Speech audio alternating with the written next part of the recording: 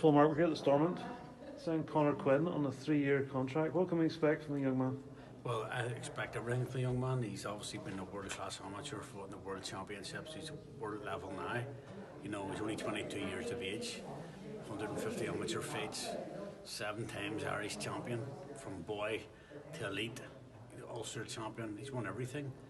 Been away, boxed, represented Ireland more times than many people's had fights, and medalled regular, gold, silver, bronze. So he's a top class kid. Yeah, he's going to do the business, and he's in a division flyweight. It's like flyweight, super flyweight. You can go between the two, and believe me, this kid could win a British title now. But we'll just take it easy, and like I do, bring him along nicely, and main prize is world title, like them all. Did have his first fight with yourself in the Stormont in March 2021? No, well, it will be his first fight in Ireland at this minute in time. But if I can get him out next week, I'll get him out. You know what I'm like. So it'll be his first home fight as a professional on the 13th of March in the Stormont Hotel. And what can fans expect from him? What sort of fighter is he? Well, he's a box fighter. He's obviously got very, very skillful and elusive, but also he can come forward. He's every tool in the book, like. You're stable with James Tennyson, Tommy McCarthy, Paul Henley, etc. is flying at the minute. He'll be another one to add to that list of. Yeah, it's a very, very good resume of fighters. They're all world class. They're all Conor's no different. He's just going to bolster that there. The thing about Conor is he took himself off.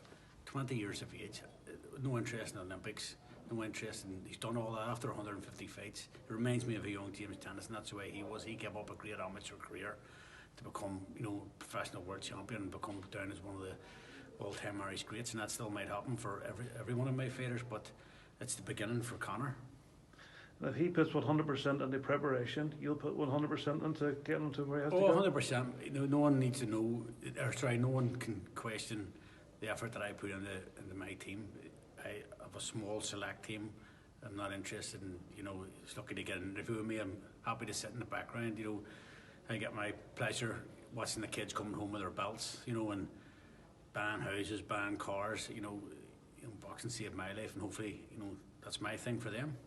And it's good to have one of your old fighters, D. Walsh, in his corner as trainer. Yes. As I say, it was Peter Graham, his amateur coach, that contacted me first, and then D mentioned. I asked D about him because I'd seen D training with D for a bit, and I got talking to Conor, and Conor said he wants D and Peter to look after him. So, I don't really get involved in the training side. I've never have done. I'm just happy if the fighter's happy and it's going well, then I'm happy. If it's not going well, then I'll step in and obviously make the necessary adjustments. But right now, it's the beginning for D, for Peter, for Conor, and for me.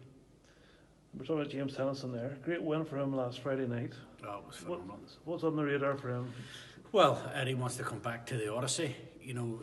Everything's dependent on this pandemic, as you know. It's driving everybody around the bend. It changes day to day. But if we get the fans in, then James and Tommy will top the bill. Conor will be on it. Hale will be on it. Eric Donovan will be on it.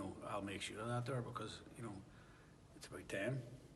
It's exciting times for boxing in Belfast. Well, it is. As I say, there's other stables and they're doing a fantastic job as well as myself. And funny, whenever I moved back to Northern Ireland, I said I'd love to get this the way Manchester was, in the 90s. And Belfast is the capital of boxing, in Great Britain and Ireland. There's